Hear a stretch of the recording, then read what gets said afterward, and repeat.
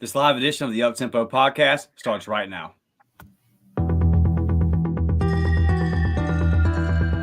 You are now listening to the War Report Podcast Network.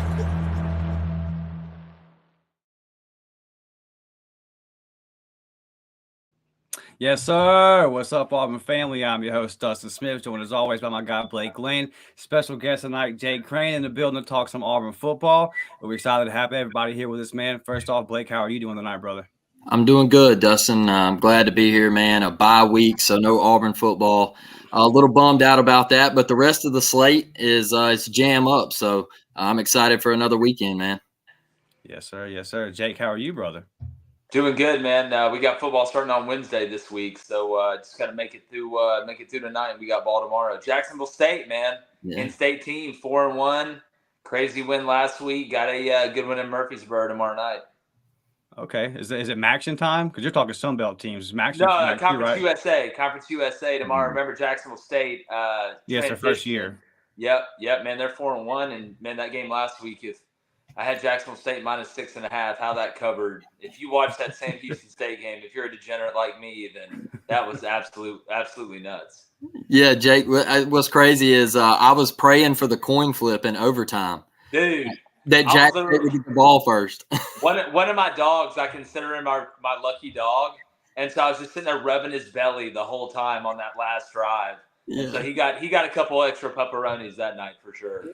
Love that. Well, Jake, man, we'll get right into it, and I'll lead things off with this Auburn defense, Jake. I know everything that happened in the fourth quarter with the Bauer stuff. I it is what it is. But I want to talk about Ron Roberts, man. And how do you think he has done on the job through the first 5 games, going into the bye week, with how he has constructed this defense? Man, I think he's done just about all he could do. You look at Auburn, really this team, the defense has kept him in a lot of these games and given him a chance. I mean, going back to Cal, he didn't score any points against Stanford in the first half, and the defense was able to shut him out. And then in A&M, I mean, we all saw that. Hell, the defense scored more than the offense. So I think, again, working with what he has, without Auburn being able to get a true pass rush with 4 guys, the way he's constructed this defense. And, I made the comment after the game, against Georgia, there was a couple of adjustments I thought they could have made late at the end. But outside of that, I think he's pitched a perfect game, man, to be honest with you. What's the one player on the defense that you think is playing himself up the draft boards?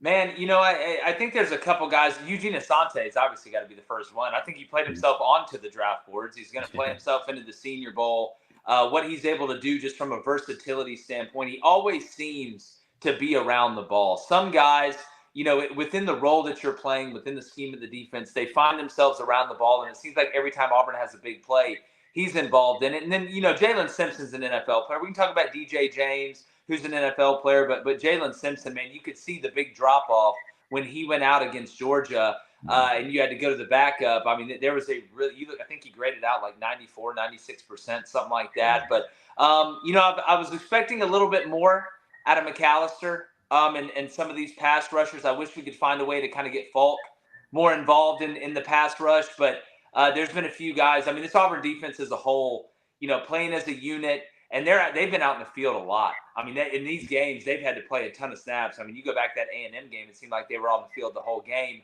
And then against Georgia, we're able to shut them down early, and then at the end, with some of the injuries and Brock Bowers, stepping out of the phone booth and putting the cape on, I think a couple guys have really played themselves up the board a little bit. How big, even though we lost Saturday, how big of a momentum boost was that for Auburn, Jake? Well, look, and I've gone on multiple shows and said it on my show that you never want to accept losing, right? The standard at Auburn, losing is not something that is okay, but you also have to accept reality and be present where your feet are. And when you look at where Auburn is in the development process, I mean, this is the worst team that Hugh Freeze is going to have. Mm-hmm. And he was able to go – is this the best Georgia team we've seen in the past 3 years? No. But from a personnel standpoint, they are light years ahead of where Auburn is. And I thought the coaches, from a game plan standpoint, the players just gutting it out, leaving everything on the field. But the biggest thing, obviously, it goes to recruiting, right? It's one thing if you get beat by 3 scores and you're going to recruits like, hey, we need you and you and you and you and you to do this. But when you play in a tight game like that, it hits a lot different when you go to that recruit, to that Ryan Williams, to that Cam Coleman, to these guys and say, look, we're one playmaker away. Or you go to that pass rusher. We're one playmaker away. We're you away from not competing, but beating Georgia. Like that carries a lot of weight because it's true. And seeing where the program is now, kind of the hope that's in the program. And again, it rips your guts out when you lose, right? I get that. But you got to be able to see the beach through the forest. And you can also still be critical, right? I think that's something we can't lose. That there's times where you don't have to sit here and say, oh, well, just everything's okay. Everything's perfect. You can still be critical. But in the grand scheme of things, Auburn is on the right track, and they're in really good hands. That's what I love to hear. Dustin? Yeah, Jake, you were talking about linebackers there and talking about just how good of a job Ron Roberts is doing. Let's talk about Josh Aldridge a second. How impressed were you with just how – I mean, because I don't know if Larry Nixon has come off the field these last 2 games. So there's not a lot of bodies there. Talk about recruiting and speak specifically on the development of the guys that were already in the room. It seems like these guys are getting better, man. Yeah, they are. And look, he'll tell you that they're not a finished product yet. You really never are. The real ones know they really never are. But it seems to me that they are playing faster, which means it's slowing down for them. Now, you do have some veterans, right, that have played in that group that understand what they're seeing. But it seems like the group as a whole, they're getting to the spot. I mean, you had one play last week where Larry Nixon just waited on the cutback, just sat there and waited it, played it, which means that they're not false stepping nearly as much, that they're taking good angles to the ball. They're being patient but violent and explosive to the ball. And I like the way the group is tackling right now. And when you have, Auburn's defensive line, I think, is doing a really good, about as good a job as they could possibly do with the athletes that they have. But there's been times where that defensive line's getting pushed back into those linebackers, and they're still finding ways to get guys down, whether that be, basically tripping them up with your arms or fighting through the traffic or getting through the trash to be able to get there. I think that's helped really turn this Auburn run defense into the strength. I know the secondary's got the best personnel, right? I know they're beat up, but this Auburn run defense has held up a lot better, and that's a group effort, right? The linebackers make the D-line right. That's typically how it works out. The D-line hopefully makes it easier for the linebackers, eating double teams, not letting them climb off combos and things like that. So I think they're seeing it. They're not taking false steps, which is huge in any position you play in football, but they're getting better, it seems like, each week. And the amount of snaps that they played, I go back to that again. That is not an easy position to play a lot of snaps. Did you check DJ Barber out Thursday? Dude, I mean, it was funny. When you're talking about on social. Yeah, Clay Chalkville played. They played Thompson Thursday. Yeah. DJ Barber was just all over the field. And I'm looking at that like Josh Aldridge gets a hold of this guy. It's going to be. Oh, for sure. I mean, there's a couple guys out there too. Just wait, it's coming, right? It's coming. But you can only cook with the ingredients that you have right now. And again, I'll go back to this is the most deficient personnel team that Auburn will have going into the future. Imagine having this coaching staff with guys that are on an equal playing field or more. With the teams that they're playing against. That's a good thought. That's why I told people during these games, make sure you have that commit list up. And you can go back and look at it. Because every time, you're feeling down or it's not going great, just take a look at that commit list. Look at the guys that Auburn's on and leading for. And I can't say anything, but there's a couple surprises that are coming down the pipe that I don't think people are really grasping yet. And that's by design. So don't be shocked if you hear some big news here in a couple weeks. I like that, Jake. So when you put a guy like DeMarcus Riddick and you say, maybe that guy can guard the Bowers, huh? Yeah, well, there's a couple guys there. KJ Bolden could have stepped on the field and played the other night, like KJ Bolden right now. And you see that, you see their reaction. You see Ryan Williams' reaction. Those guys know they can. You can't fool them. Like they can tell. They can look out on that field and tell. That's what was so important. There sometimes in games like this and situations like this, there are small wins in a loss. And you want the big win because there's big wins in a big win, but there are also small wins in a loss the way it went down against Georgia. Yes, sir. So, Jake, we're sitting here at the bye week. I think 3-2, anybody reasonable kind of expected that we would be sitting right here. What is something, though, that you would like the staff, Hugh Freeze and Philip Montgomery, to kind of work on offensively this week? Because I think we can come away from these 5 games and say, okay, we can run the ball if we really put our mind to it. What is something that you would like that you think they can improve in this week's time, realistically? Because I know that there's only so much you can do in the middle of the season, but what's something realistically they can fix this week that maybe we can look a little bit better next Saturday night in Baton Rouge? Get healthy. That's the biggest thing. Auburn's so beat up right now. I mean, taking care of your body is half the battle, but a lot of it is little stuff, right? The snaps. I mean, you got to get the snaps down in crucial situations. I wish, and I think sometimes people make a bigger deal about this from a being able to do it standpoint. Oh, you can't take snaps under center. It's so difficult. We can ask a guy to run an RPO and keep the ball and run away from defensive end and linebackers and sit in the pocket and throw the ball 60 yards down the field. But we can't work under center, taking the exchange every day in pre-practice. So on 3rd and 1, you can get up there and get 2 linemen behind and push the guy forward. I wish that's something they would implement. I just don't like starting, 5-6 yards back when you need half a yard. But that's an argument people have been having for a long time. Schematically, I like the way they went back to the RPO game. Against A&M, there was a lot of choice routes. You didn't see a lot of RPOs. They kind of went away from their strength. And look, the passing game, it's obvious, right? Auburn's, I thought Peyton Thorne put some balls in some really good spots against Georgia. The one to Malcolm Johnson on the sideline was a great play by the DB, but, Georgia makes that catch. It's being able to have guys that can turn those 50-50 balls into 70-30 balls, and that's something that you can't really fix from the bye week. The main thing is health. Self-scouting is a big deal, finding your tendencies and being able to kind of have a counterpunch to what other people are looking at from a numbers standpoint. So health, breaking your own tendencies when you self-scout, and there's little things that add up to big things that I think they're going to work on. It's a lot of fundamental stuff. Yes, sir. I got one more, Blake, and then we'll pass it to you before we let Jake get out of here. We know that he's got supper waiting on him there at the house. Yeah, shrimp grits, man. So with these last 7 games, Jake, what is what are you expecting? What's a realistic finish here for Auburn? Well, I had Auburn finishing 8-4 to 7-5 around that range, and I think it's still doable.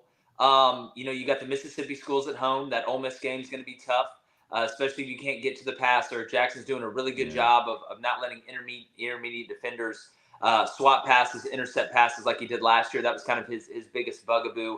Seems like up front, Ole Miss is getting more confident. If you can somehow win the 2 against Mississippi, you beat New Mexico State, you beat Vanderbilt. Well, that's 7 right there. Arkansas right now seems that the Sam Pittman affair, the love affair there is kind of waning out. KJ Jefferson, even in the San Diego offense, is taking a beating. Let's be honest. So you look at his health. I hope he's healthy, but he tends to kind of get beat up around this time. It's going to be tough to win at LSU, man. I mean, it's the defense has been playing great, but that offense they have right now is absolutely humming. They'll be coming off that big game against Missouri. Then they got Bama coming down the pipe. Do they overlook Auburn a little bit? I don't know. I tend to not believe in that in that style of game. But if you take care of business at home, you should be able to beat Vanderbilt. There's 7 right there. And then you got Bama. I picked Auburn to win the Iron Bowl. I'm telling you, man, I still don't think that's crazy. That Georgia game made me feel even better about it. We'll see, Jalen Monroe's progression. How is he in that drop back? Is he going to be able to figure it out? I think he's going to have to figure it out this weekend against A&M because I think it's going to be the struggle bus to be able to run against that front 7. So look, I think 7-5 is very doable, very reachable. You just got to take care of business at home. Jake, drop all your content, man. Let the people know where they can find your show right before we let you get out of here, man. Man, yeah, it's really easy. We do the live show every weekday morning, 6:30 a.m. to 8 a.m. Central. We do a Sunday recap of all the games at 8:30 a.m. Central. And then, we have our Saturday special that we drop with our guest picker. We had David Pollock. We got losing my Sean Merriman on this week. We had Jeff Foxworthy. It's kind of our game day, our version of game day that's on the channel. So go to YouTube. It's Crain and Company, Crainn Company. We have live calls and a live chat. And it's kind of sports talk the way it used to be. It's not just a bunch of screaming and let's see how crazy, how many crazy things we can say to generate clicks. We kind of just shoot it straight. So, if you like ball, come check it out. Love that. Well, Jake, man, enjoy the shrimp and grits, brother, and we appreciate it. It's about like Red Bayou said, it's about to get awfully physical around here. Appreciate it, Jake. Y'all be good. Hey, appreciate it, buddy. Oh, man. Yeah. All right, we appreciate Jake Crain for joining us, man. But let's go over and check out some of these comments, brother. Our guy Jeff Taylor here hopping in and said, Peyton had 9 incompletions Saturday. 6 of them hit the receiver in the hands, make you wonder what the outcome is without those drops. 100%, bro. That's kind of like when we had the question about was if you were going to run as much as you ran the ball, was Robbie the right guy? But this right here, Jeff's point, it's like, okay, well, Peyton put the balls where he needed to put them. You got to make the play. And like Jake just said, he said Georgia makes that play when he's talking about the Malcolm Johnson play. Perry Thompson makes that play.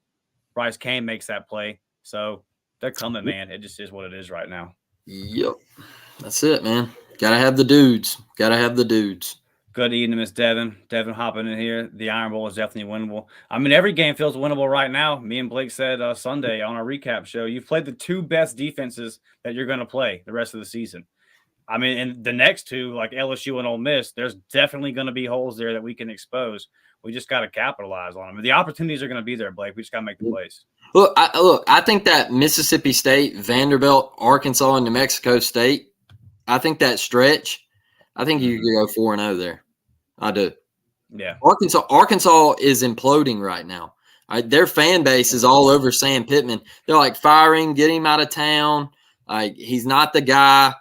They're already starting to throw out names like Gus Malzahn and things like that. Come on, man. That's a dumpster fire over there right now. Yeah, there's a guy in Idaho that is looking for a job that should probably hit up. Let's see. I got Maine checking in saying War Damn Eagle. What's up, Maine? Teresa getting in here. We appreciate you, Teresa. War Eagle getting in here. War Damn Eagle to War Eagle. I got Chris, War Eagle. All right, just tell everybody what's up. James Barnett getting in here saying up tempo. What's up, Blake and Dustin? James Barnett, how are you doing tonight, brother? Hope all is well with you. All right, let's see. You know, Dustin, that Idaho hire, if he did go to Arkansas, it wouldn't change their program. Like, I mean, they would still look. They've always been 7-5, 6-6. So I mean, you know, he wouldn't hurt or help it. So yeah, he wouldn't hurt or help it. No, it'd be the same. Well, I think they'd eventually be going 0-12, Blake. I've seen. What was it? Was it Chad? They went down pretty quick. Arkansas in the wrong hand. Arkansas in the wrong hands can get really bad. Yeah, they were going like what 2-10, bro. It can get bad. It can get a lot worse there. Trust me. Sam Pittman's a big upgrade. Do y'all think Hugh would have gone for 2 at the end of the game if we tied it up late? Do you think Hugh would have gone? Oh yeah, I was wondering about this. Yeah, I mean, I hope so, because, you know, at that point, it's what do you have to lose? You're playing with house money. It's an interesting question, Jackson. I was wondering this. Blake says he thinks he would have. I'm not sure, but I would have liked it if we did. I wouldn't have been mad if he would have went for it and didn't get it. You want to know why he would have went for it? Because Brock Bowers was eating in the fourth quarter. All right, if Auburn scores there, we were hurt. We were banged up. Simp was out of the game. If we would have scored on that last drive and it would have got to 27-26, I definitely think Hugh goes for it. Yeah, for sure. Hugh said wide receivers are going to be an emphasis over the bye week. Yeah, Devin, here's the thing. Like, I don't this is a good segue to our next segment here. I don't know how much it can be fixed, Devin. I don't. I just don't think the guys are here. I think that Hugh tried to tell us in the offseason that what it is. I don't want to like sit here and pound on these guys. I know they're trying hard. And it is a little bit of everything. Like, I don't want it to just say it's the receivers. You know, or it's Peyton Thorne or Robbie or whatever. It's Philip Montgomery. It's a little bit of everything.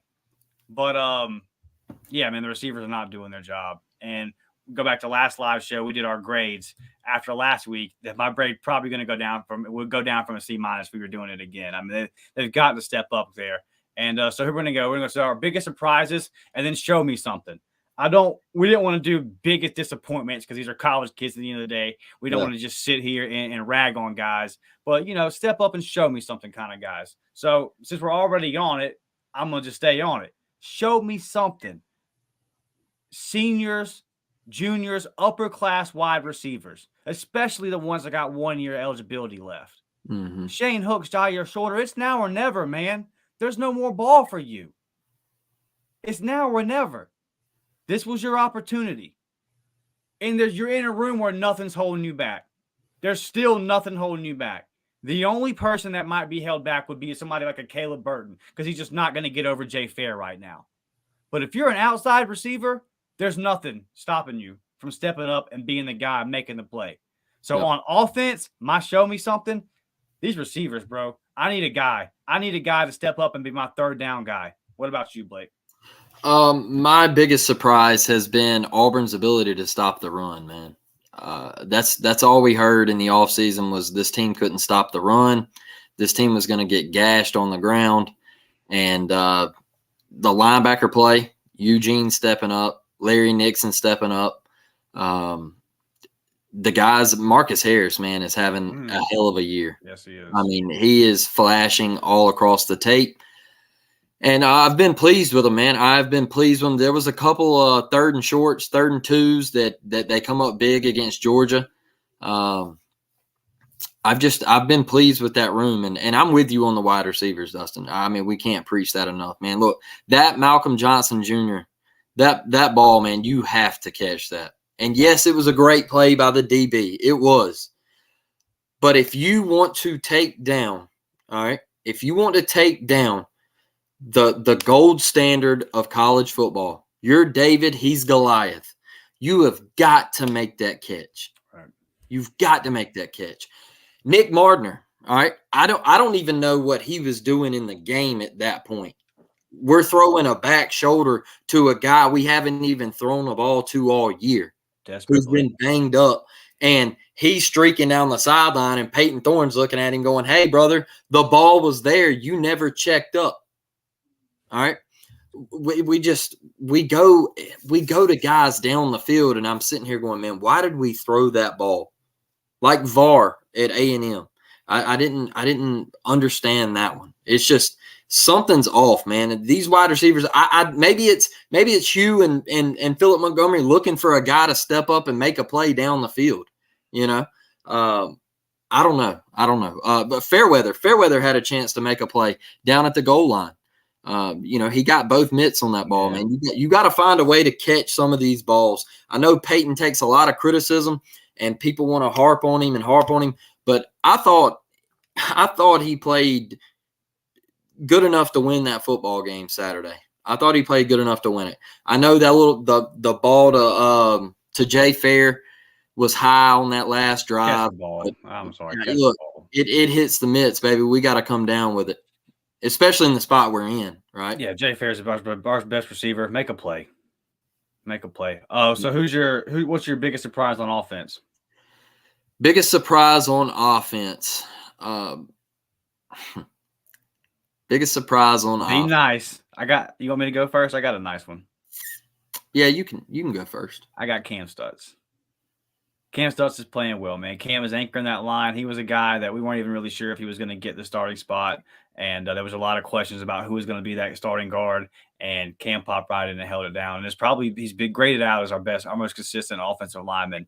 And when you run the ball for over 200 yards on that Georgia front, and we did, and Cam Stutz had a big day. He was a big part of that. So my guy's been doing work down there.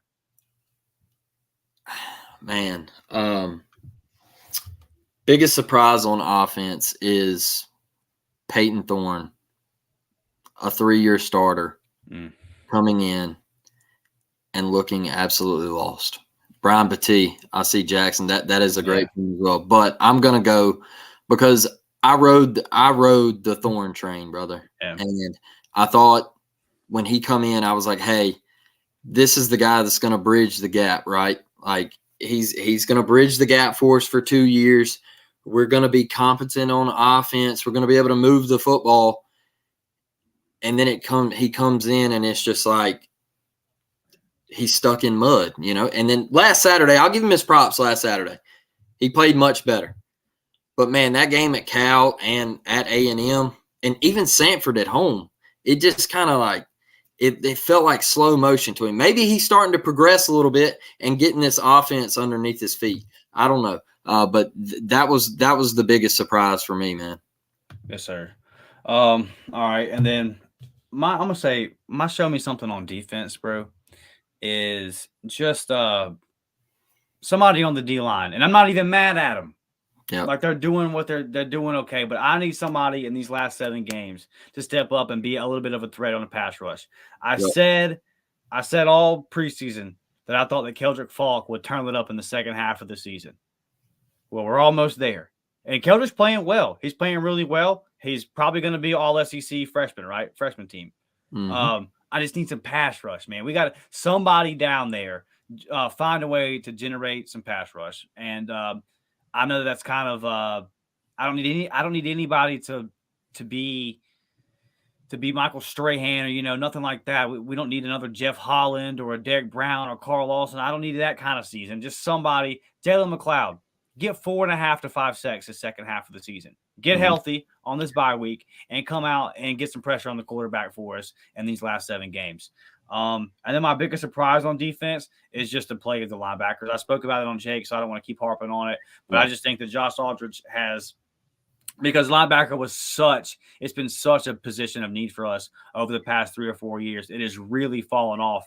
And in the way that it's going to take our wide receiver room some time to get right, I thought it was going to take a little bit more time for the linebacker room to get right. But Aldridge is improving the guys that are already there, and he's recruiting some straight dogs. So I'm looking at guys like Reddick and Barber and saying, what are they going to look like when he gets a hold of them? So that's kind of my biggest surprise there. It's just how quickly that linebacker room got right. Can you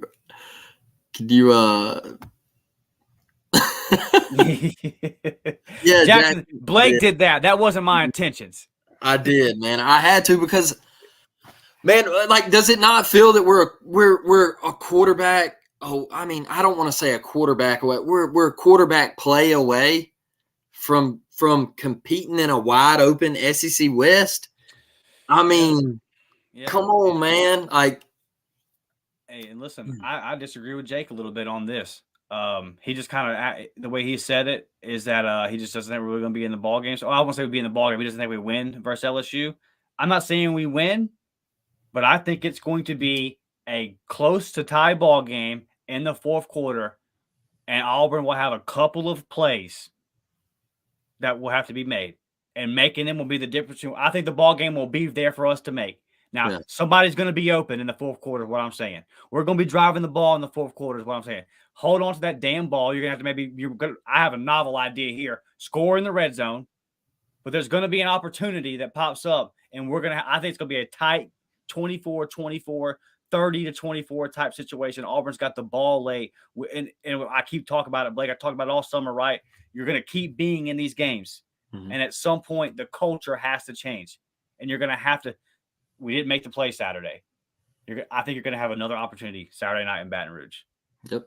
And you're just going to have to make them. And if you make them and you come away at 4-2 and we're all smoking cigars, celebrating another, back-to-back dubs in Baton Rouge on Saturday night, I think we're sitting pretty, bro. And then you're coming in with Ole Miss coming into town, another defense where all the opportunities are going to be there for sure. Devin, I see your comment. This is actually part of my final thoughts, so I'll get back to this one here at the end. Let's see. We got us here. Morning says, shout out to Elijah. He's playing well in his role. For sure. I mean, listen, I think everybody's playing really, really hard. Like, again, Elijah's playing hard. Larry Nixon, he's not come off the field lately. He's playing his ass off. Eugene's playing his ass off. Caden Lee's had to play a whole bunch of snaps as a true freshman. There's a lot of guys that are playing really, really hard. There was another one up here that I want to get to. Jackson says, do you think Coach Hugh Freeze is keeping Peyton out there as an investment for next season at this point? I'll touch this first, Blake. I don't, because the way that college football is now, that whole QB room could flip next year. Like, I'm not sure who will be there. I mean, Robbie's you look at Robbie and Peyton, you say, okay, they're out of their transfers, but like Zach Calzada was out of his transfer, right? TJ Finley, like, he used to transfer. So there's ways to get out of that kind of stuff. And like Calzada just took a step down. And if Peyton Thorne, if this season continues to go the way it's gone for Peyton Thorne, I can't see Hugh rolling back into him being a starter next year. I don't see that. Then the question would become whether you can get Robbie or whether it's Robbie or Holden. And so far, based off what we've seen with Robbie, I don't think Coach Hugh Freeze trusts Robbie to run the entire offense. So then that only leaves Holden, and that's just a big unknown.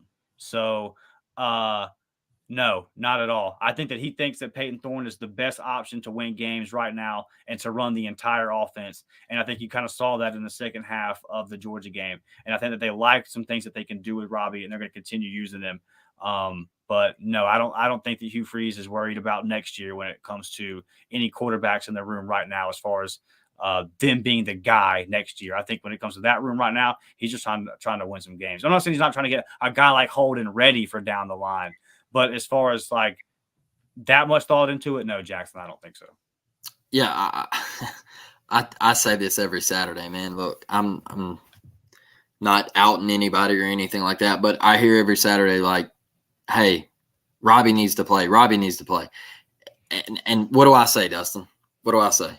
I don't think Hugh trusts the guys behind Peyton to run the full offense. And that is why I don't think you see him come in the game that much. And look, everybody's wondering, why did Robbie come out of the game in the short yardage right before half? All right. Everybody's like, oh, well, why did we pull Robbie? Why did we pull Robbie?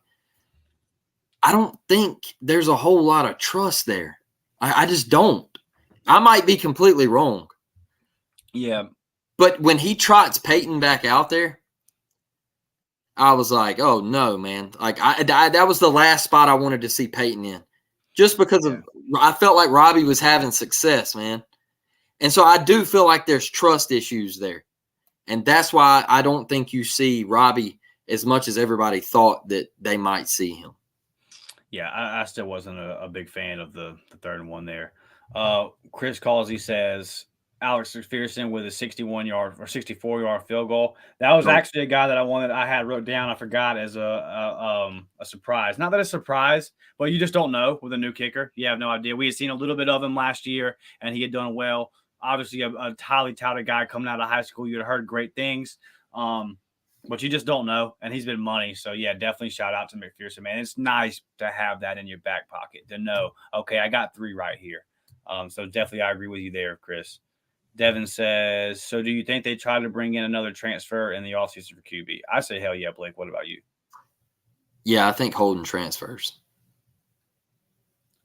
Yeah, I don't think Holden, as of now, I can't see Holden being here. This could change drastically. Yeah. That's just that's a guess for me. I just think he's in the position. Like, the kid wants to play, bro. Like, I think he wants to play. All right, and I just don't see him getting that opportunity. So I think he's going to do the best thing for him, and I think he might go somewhere else. Yeah, for sure. And if it keeps going this way, I don't know how many of the guys in the room you do see.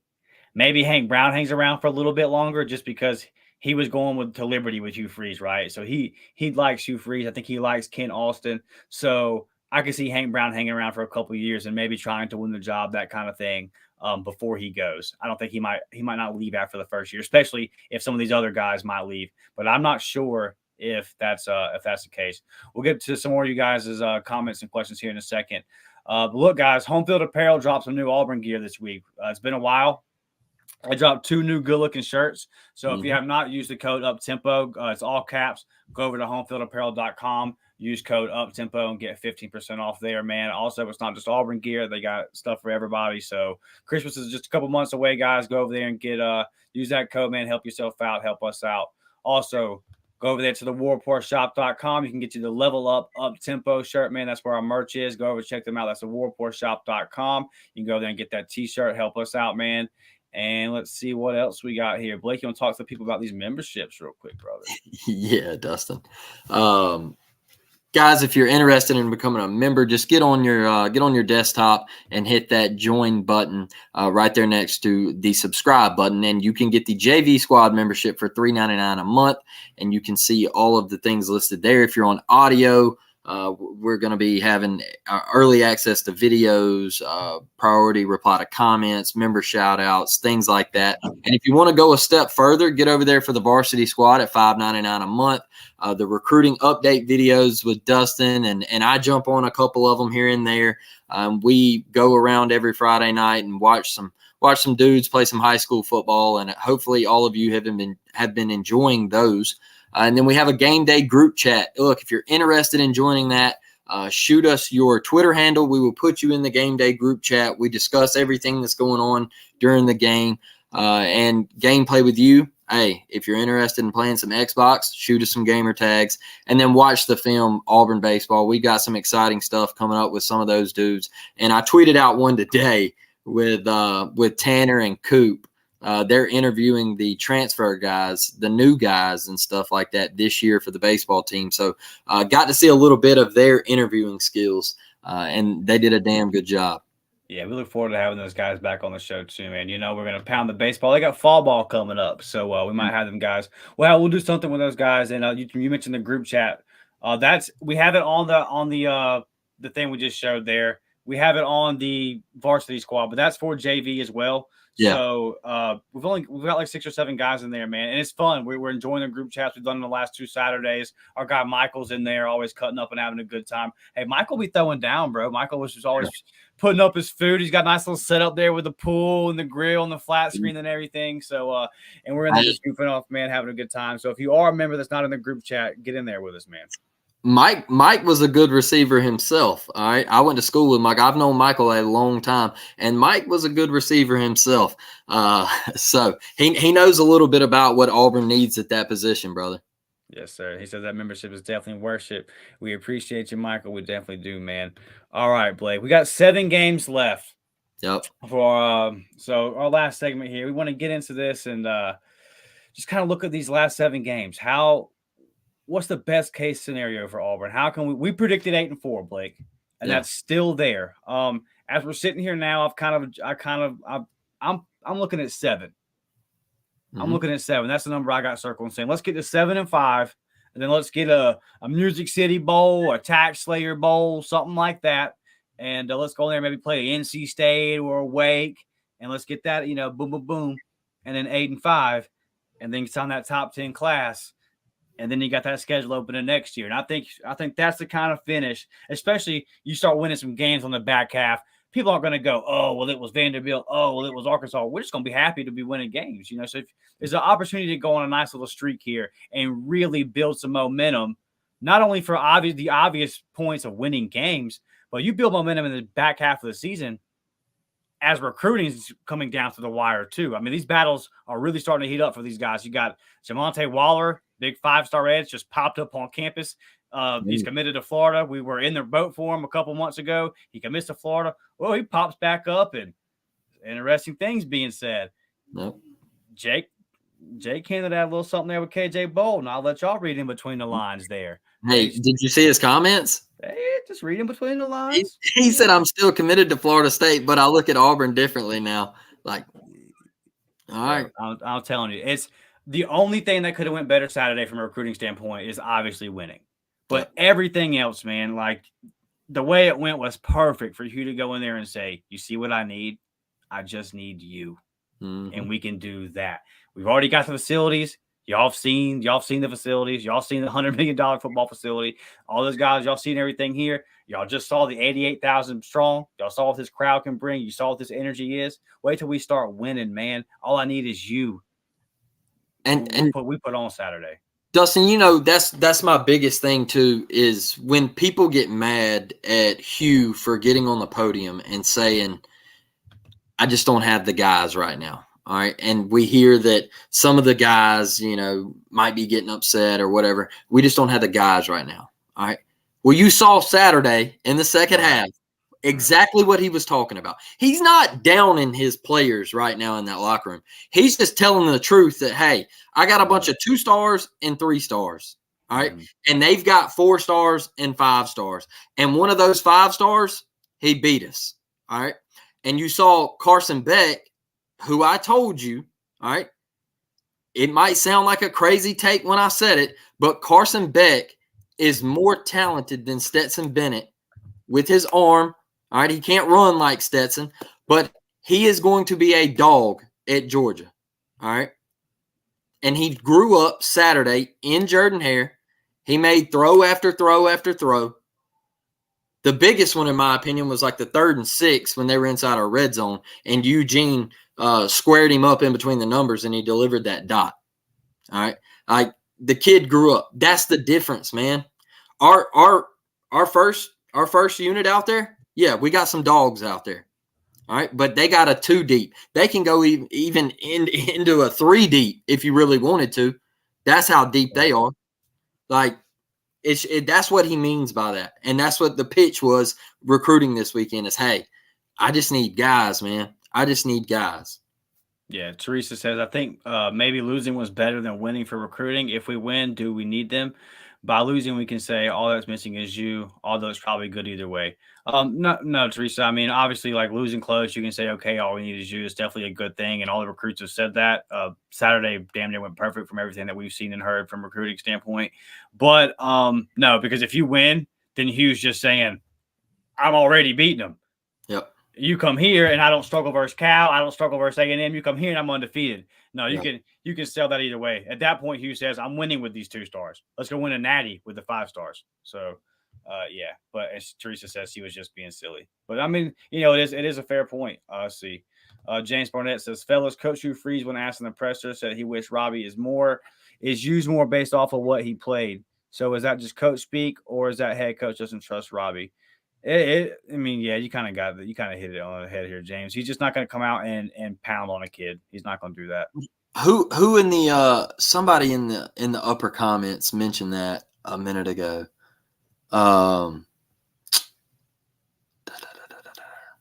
Somebody kind of threw out that there might be Mike. He said, "Do y'all think Montgomery favors Thorne, and Coach Hugh Freeze favors Robbie?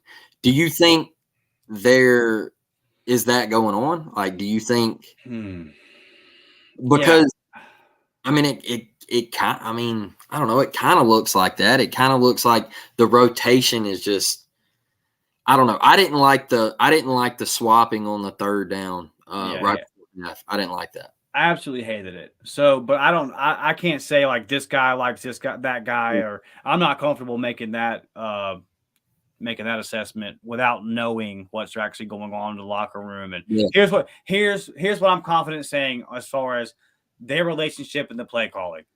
That this week or last week, the Georgia week and Saturday, Hugh Freeze was more involved in the game plan leading up during the week, and that he was heavily involved in the play calling and the script and what was actually going on the field during the game. Hugh Freeze had a much bigger hand last week than he has, and that's all I know. I don't know any more than that, so I'm not comfortable really getting on what guy likes what guy. I don't know enough about what's going on. All right, so but yeah, Blake.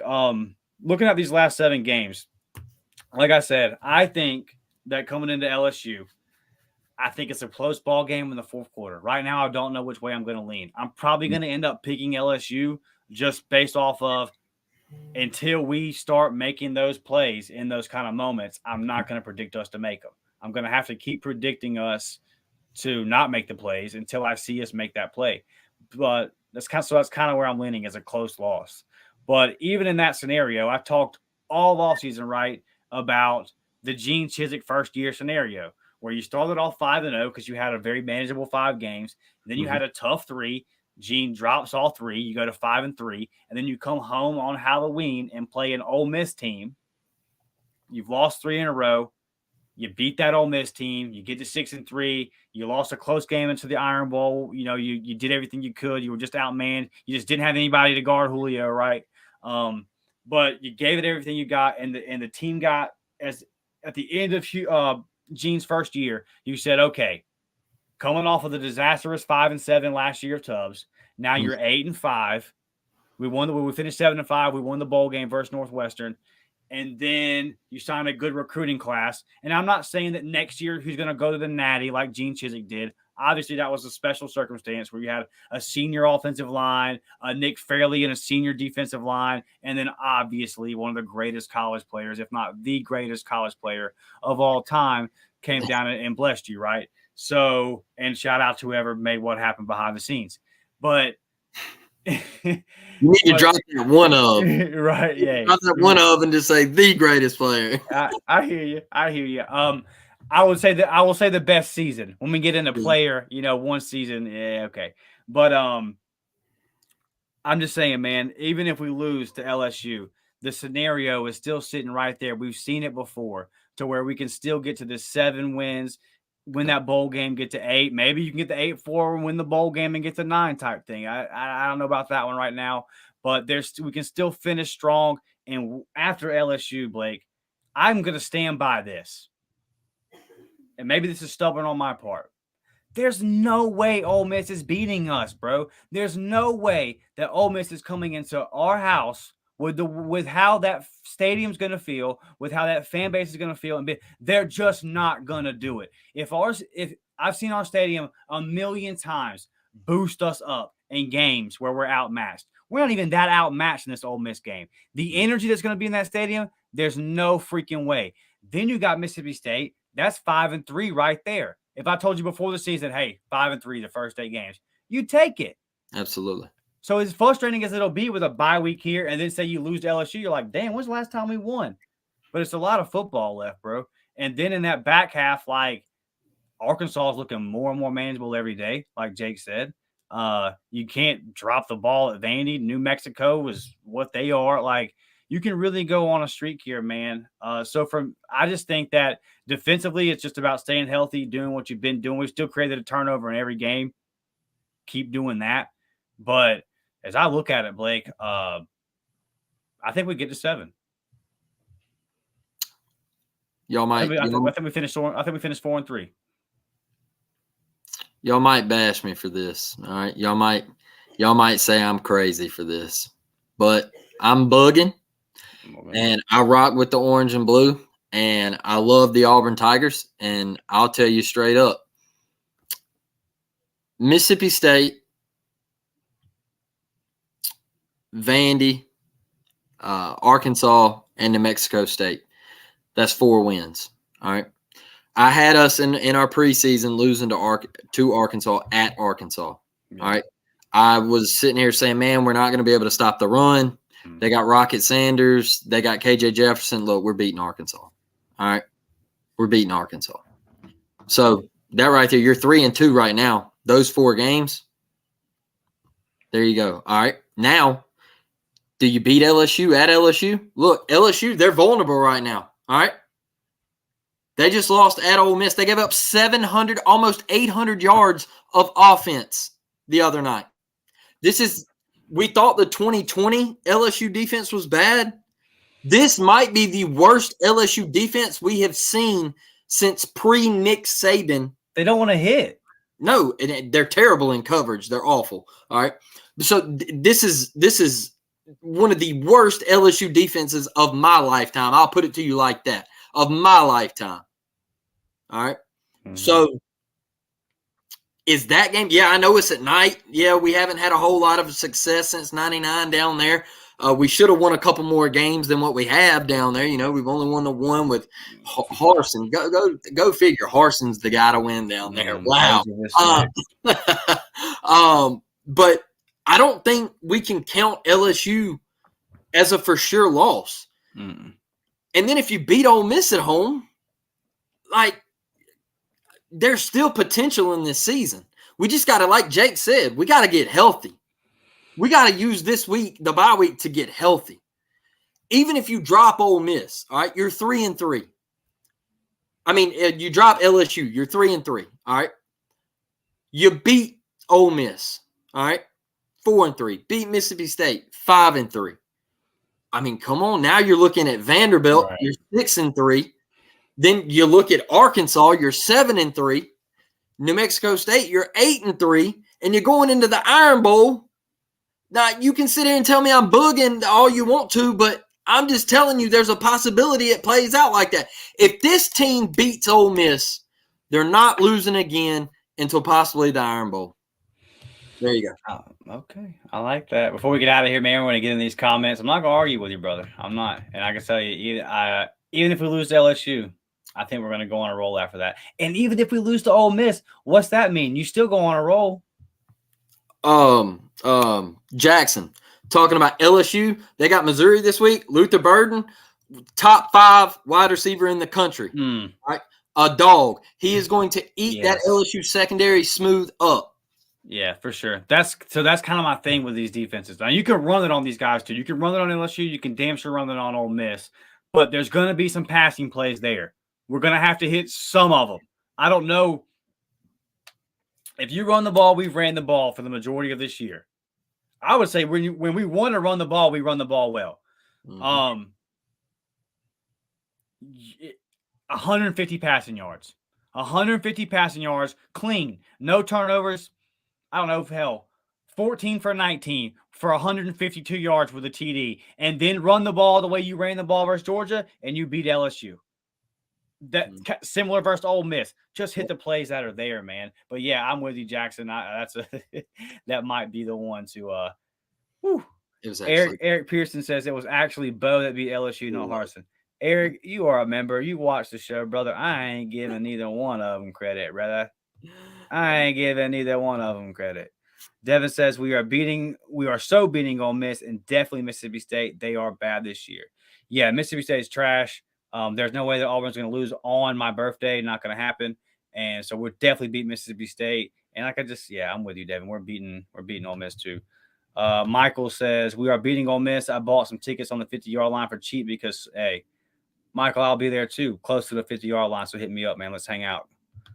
Cusmo Jimbo says Vandy has expectations. I just need Vandy to get a scoreboard. James Barnett says, fellas, if I'm not mistaken, Coach Hugh Freeze is 8-1 coming out of the bye against Power 5 teams. Oh. This is the part that interests me. So thank you. That's a great stat, James. We got some stuff to fix on the bye. I think the offense looked a lot better after 1 week of Hughes having his hands in it, right?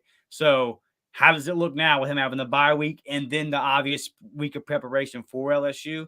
Yep. Yeah, I'm excited about this one. This is another reason why I think we can go steal this game. And then, like Jake said, we're kind of sandwiched in between some big games for them. If they lose Saturday, you might be getting LSU in wounded animal mode. But it also could be you're getting a 3-3 LSU team that might be giving up. Right, because they had big expectations, right? They were a top 5, top 10 team coming into they thought they were going to win the SEC, and now all of a sudden they're 3-3. We might be the final nail in the coffin type thing too. So it's very interesting that they have their game. It's at Mizzou, correct? I believe so. Yeah, it's at Missouri. That is an interesting one for sure. And Jackson says LSU won't be motivated now they have 2 losses. That's my thing. If they get to 3-3, those big expectations they had, yeah.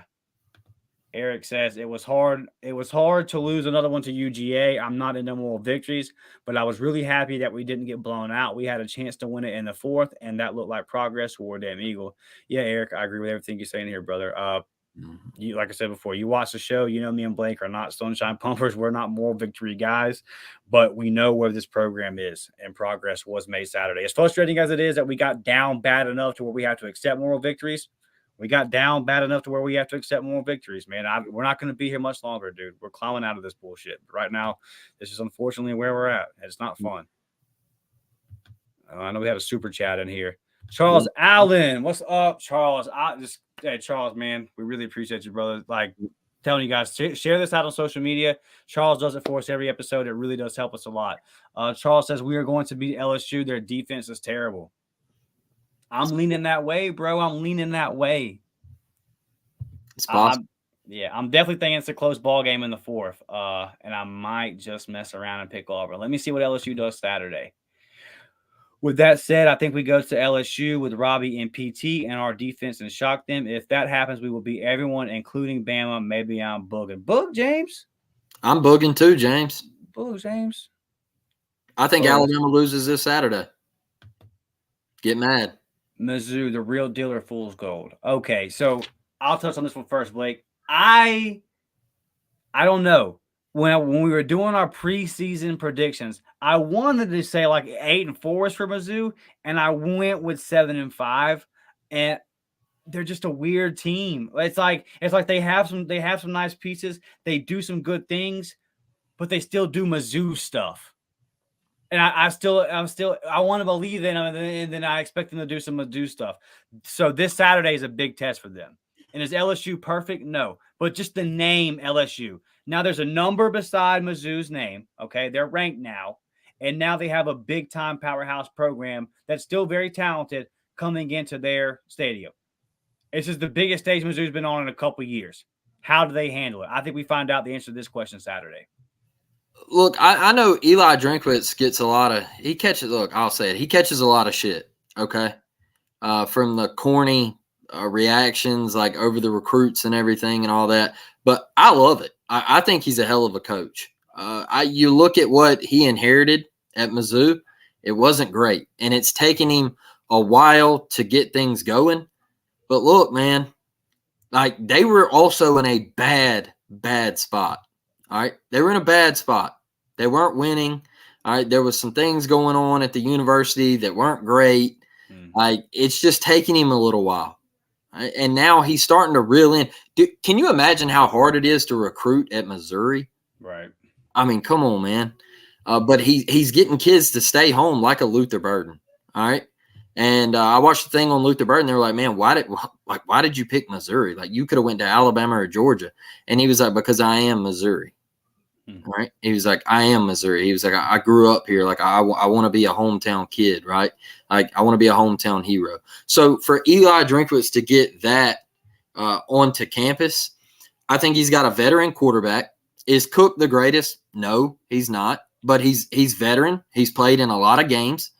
All right, he's played in big-time atmospheres.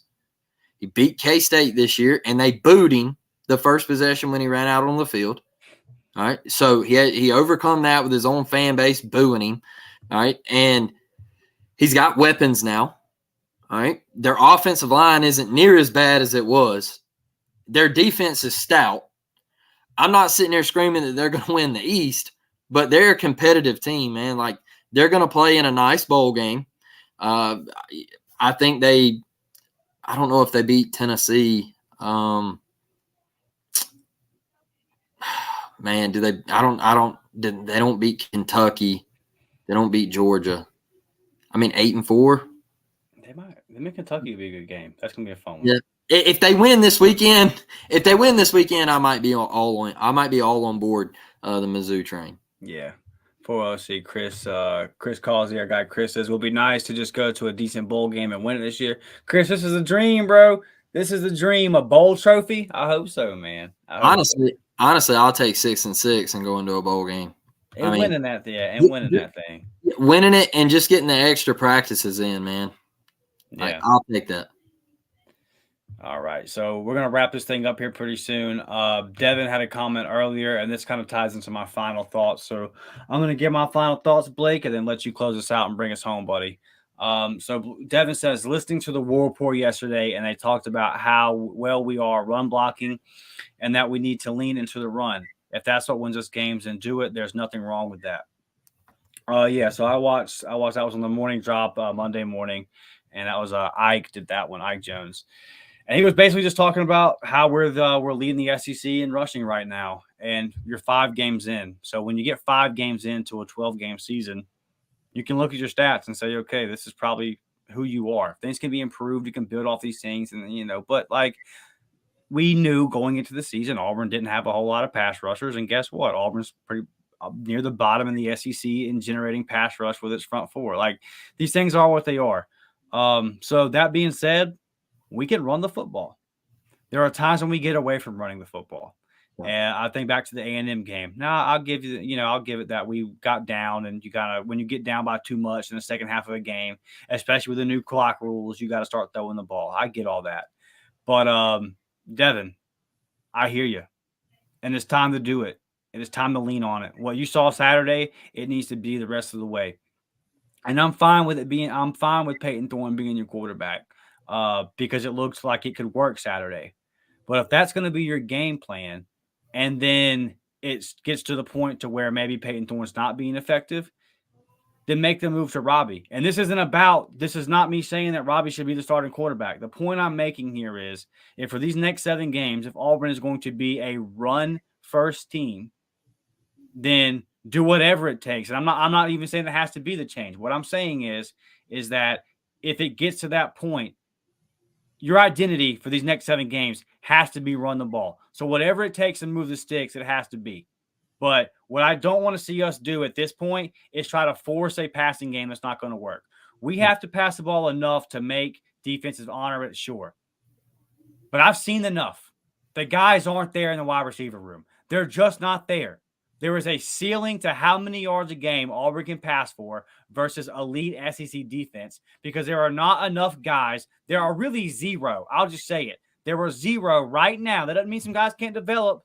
I'm looking at you, Cam Brown. Right now, there were 0 guys on the outside that we can depend on. That's why they put Nick Martin in the game, Blake, because they're desperate. Yep. They're just trying to find something. So I just don't think it's there. There's a ceiling about 150 if everything goes right, 170 to the max. Perfect. I think you can get to 150, 170 for the passing game. That's not good. But tell me I'm wrong, because we haven't thrown for over 100 in our last 5 SEC games. It is in the DNA of Auburn football to run the damn football. There's no rule against it. It's not illegal. Run it down their throat. Go into Baton Rouge Saturday night and run the ball down their throat. That A&M game, when you came out with 7 runs of the first 8 plays or whatever, all night. If they're not stopping it all night. I watched Kenny Irons in Baton Rouge run for 200. Let Jarquez go. Let Batee go. Batee's that dude. Let him go. Let Cobb go. Let 9 go. Run the ball. 250, 300 yards, whatever it takes, man. Whatever it takes. Because I know Hugh Freeze wants to pass the ball. We don't have the personnel to do it versus elite teams consistently. We just don't have it. Bryce Kane, Perry Thompson, they're on the way.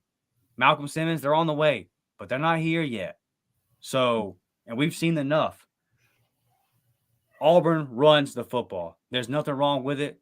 For these next 7 games, Blake, line up, punch these people in the damn mouth, and play Auburn football. And let's get to 7-8 wins, man, and establish an identity. We can do this thing. And because of our lack of depth and being thin on defense, it helps the defense.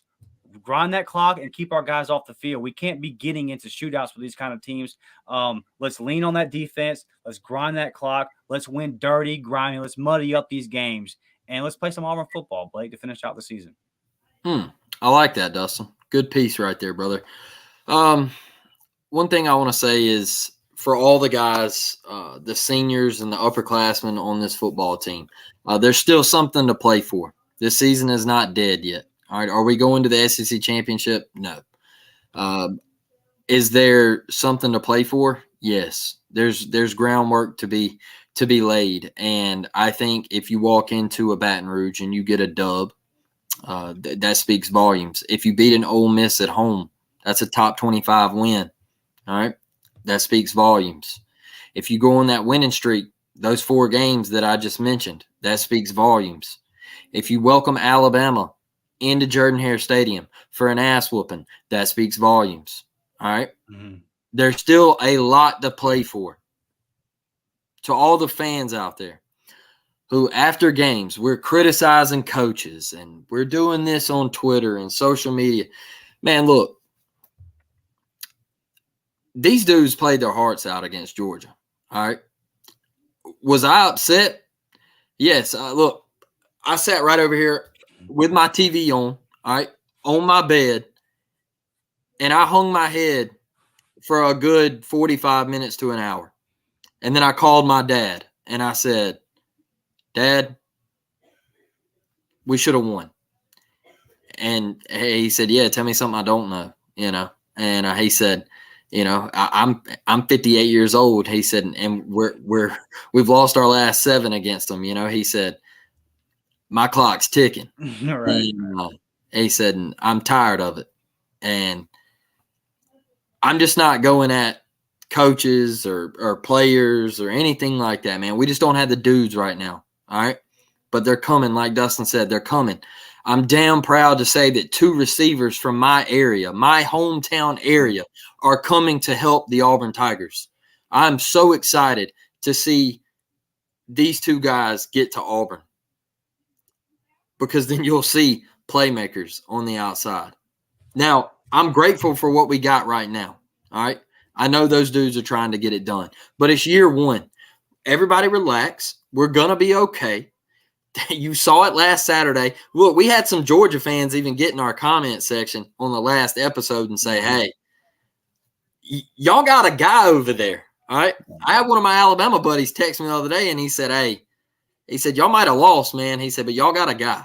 All right. He said, and it ain't going to be long before that Iron Bowl means whoever wins it is going to the college football playoff, an SEC championship game if they continue to do the SEC championship and all that if they go to these pods or whatever they're thinking about doing. But we're going to be competing to get into a 12-team playoff. And I truly believe that. So everybody just take a step back, deep breath. We're going to be okay. We might take a lump here and there, but it's going to happen in year one. All right. This ain't Brian Harsin over on the sidelines. And that moment where Hugh ripped the headset off, man, that spoke volumes to me, because later on that night, I watched Nick Saban finally for the first time this year. He lit into Alabama's rear end, bro. And he said, hey, it's got to stop. All right. It's got to stop. That's what coaches do, man. That's what the greats do. There is a time during a football game where you have to chew ass. All right. You have to get into him. All right. And when we couldn't line up and Hugh ripped the headset off and he was fed up, he said, it's been happening way too much. All right. That shows a sign, man. It shows a sign that we're headed into the right direction. We're going to be okay. All right. And to everybody that watches this show, me and Dustin, we thank you. All right. We thank you. We thank you for getting in the live chat. We thank you for all the donations and the memberships and the super chats and everything like that. We appreciate it. This thing has grown way faster than what we thought it would. Right. And we thank Ike and Mike and all those dudes over there at the War Report. We're extremely grateful. And I can't say enough about you guys. Just on game day and everything, man. On Tuesday nights at 7:00, we get after it. And I know we run over an hour, but it's worth it to talk about the team we love, right, Dustin? Yes, sir. No, it's been a blast, man. Like you said, it's grown way faster than we were ready for, and we love you guys. We appreciate you. Real quick on your point about like the guys that are on this team. I haven't forgot Chris Todd. Yeah.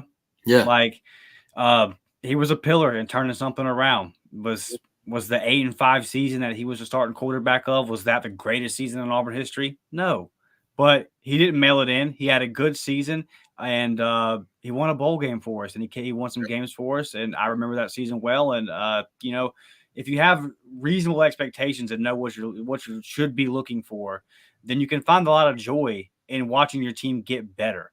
And in 3 years, will we be saying something different? Yeah. Going into the next year, I'm gonna start judging things a lot differently. Yep. But right now, man, I think this program is getting better, and it's fun to see. I enjoy talking about it with you guys, man. So we will be back Friday, 10:00. You already know the deal. If you have not liked the video, do that. Subscribe to the channel if you have not. Share this out on social media. And man, tell somebody you love them. They might need to hear it. We'll see you guys Friday at 10:00. War Damn Eagle, baby. War Damn Eagle.